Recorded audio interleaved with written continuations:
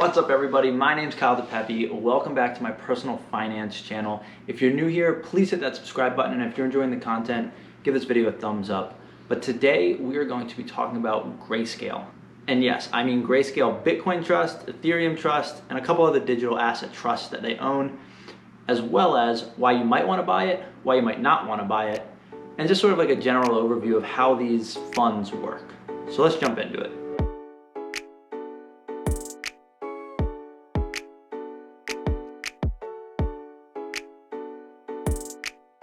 All right, so Grayscale basically has set up what are effectively index funds.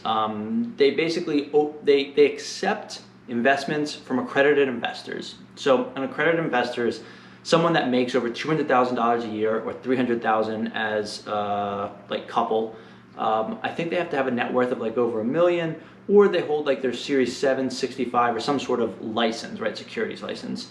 So basically wealthy individuals, let's just put it that way. So they can accept money from wealthy individuals, and then they take that money and buy the underlying sort of digital assets.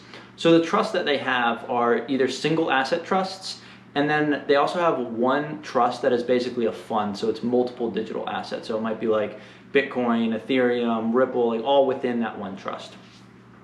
So the point of this trust is that it makes it easier for these people to buy and sell these cryptocurrencies in a regular brokerage account. So I can log into my Fidelity account and I can buy, for example, GBTC. That's the ticker symbol for Grayscale's Bitcoin Trust. ETHE, that's the ticker symbol for the Grayscale Ethereum Trust.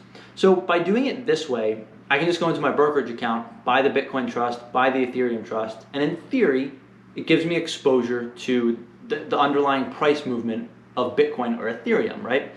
So the way these funds are priced is based on what's called a NAV, or a net asset value. And I've done a video talking more in depth about this, but very briefly, what a NAV is if I have 100 Ethereum in my trust's portfolio, right? And each Ethereum is worth $1.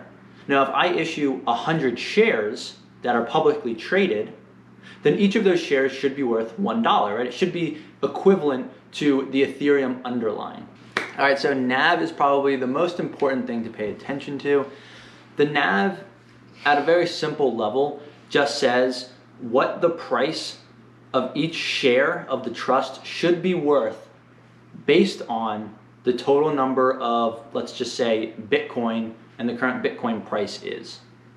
So go check out one of my other videos if you want to dive more into that. But an easy way to look at this is every day at the close, 4 p.m., if you go to their website, they basically put on there what the NAV is and what the market price is for where that trust is trading. So if you go to their website, you can click on single investments, you can click on the Bitcoin Trust, and you can see the NAV and the market price. So the market price typically, in most cases, will be above the NAV because it's going to trade at a slight premium. And the reason for this is that as an accredited investor, you can actually buy at the NAV. So you can buy this trust, a share of the trust, for the net asset value. And then they charge a 2% fee. So this 2% management fee is basically for the simplicity, convenience. They manage all the private keys, all the blockchain stuff. They manage the actual Bitcoin and Ethereum itself. And you just get to buy it like it's another stock or ETF or index fund in the open market in your brokerage account. So that's where this fee comes into play. However, a 2% fee is pretty steep.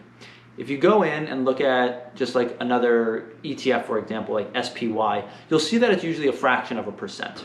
And that's typically because a lot of these are automated. They don't need someone to actively manage them. There's no management of private keys, public keys for the actual blockchain wallets and all that jazz. So they can kind of get away with charging some of these higher fees, 2.5%, 3% for some of the digital asset trusts that they hold, because they have this management side and because there aren't too many assets like it. There aren't too many other ETFs, well, there aren't any ETFs per se that track Bitcoin right now. So one way to get exposure in your portfolio or in an IRA or a Roth IRA is to buy GBTC. So that's sort of a general overview of these trusts, right? It's basically a way to buy exposure to Bitcoin, Ethereum, whatever the asset is for the trust that you're buying in a regular brokerage account. So in my Fidelity account, I can type in GBTC, but I can't buy Bitcoin directly in my Fidelity account. So if you don't want to open a Coinbase account or a Gemini account, then you can just go into your regular brokerage account and buy GBTC and have access to Bitcoin exposure through them. However, you will be paying a slight premium to NAV. You will be paying a 2% annual management fee. However, you get the tax benefits of treating it just like another stock investment, right? So based on that, let's just move into why you may want to buy it or not buy it. Well, one reason to buy it is going along with that. I own GBTC personally in my Roth IRA. And this basically means that any price appreciation on GBTC, which in theory should track the price of Bitcoin, as Bitcoin goes higher, GBTC goes higher. So if I'm bullish on Bitcoin, I can just buy GBTC for the exposure. But in my Roth IRA, I pay 0 taxes, 0 capital gains on any price appreciation. So for example, if I went to Coinbase right now and I bought Bitcoin and it went to 100,000 per one Bitcoin, right? And I bought one right now at 30,000. I would have to pay capital gains or whatever types of taxes are determined for Bitcoin on that $70,000 in profit. Whereas if I go and buy GBTC in my Roth IRA and it goes to 100,000, I pay no taxes on any of that gain. However, I can't touch that money until I'm 59 and a half, blah, blah, blah, blah. So the point is, it is convenient if I want exposure to Bitcoin, I can buy it in my Roth IRA via GBTC since Bitcoin isn't available through Fidelity in their Roth IRAs. So that might be one reason to buy. Now, a reason to not buy is, well, let's go back to that management fee, that 2% management fee. You're basically spending 2% of whatever you put into Bitcoin on a management fee every year. So for every $100, you're basically paying Grayscale $2 every single year as a management fee. However, if you think that Bitcoin has a very good risk-reward profile and it's going to go up a lot, then that 2% is kind of negligible, right? I think in 2020, Bitcoin was up over 300%. So if you're paying a 2% management fee, it's kind of irrelevant, right? However, you are still paying that management fee.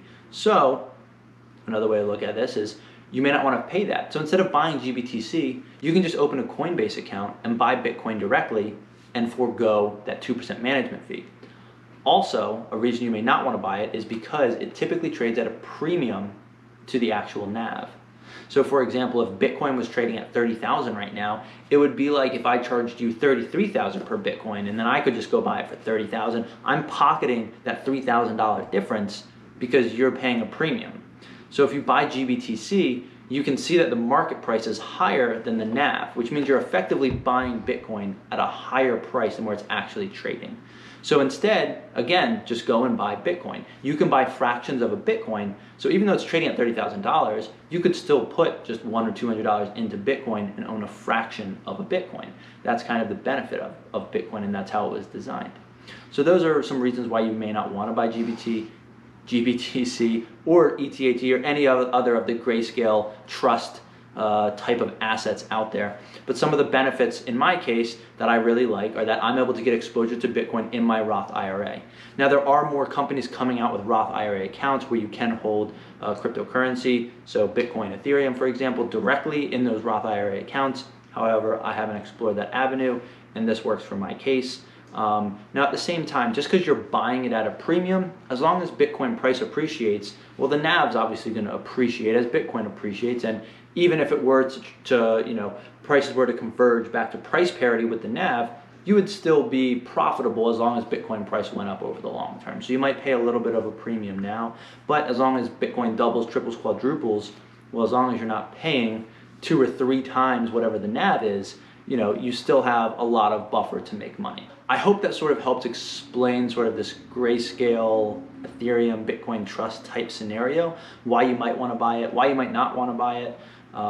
But for those reasons, you can see that I've used it in order to get access to exposure in my Roth IRA. However, I would rather just pay no management fee, no premium, and just buy Bitcoin directly in something like a Coinbase account or a BlockFi account where I don't have to pay a management fee and pay a 30 or 40% premium sometimes to what the NAV is. The last thing I want to leave you with these products is that every now and then it hits the news where there's a lockup period. And what this means is that when these accredited investors are able to buy Grayscale Bitcoin Trust, let's just say, for example, at NAV. So they're able to pay market value for shares in GBTC.